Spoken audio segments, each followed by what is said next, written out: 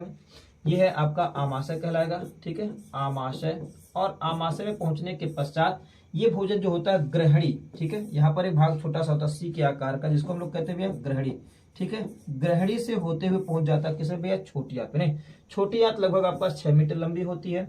इस छोटी आंत के बाद ये जब भोजन पचा होता है ना, भोजन का ज्यादातर आपके पास क्या अवशोषण जो होता है इसमें होता है। फिर क्या होता है भैया, पाचन और अवशोषण छोटी आंत।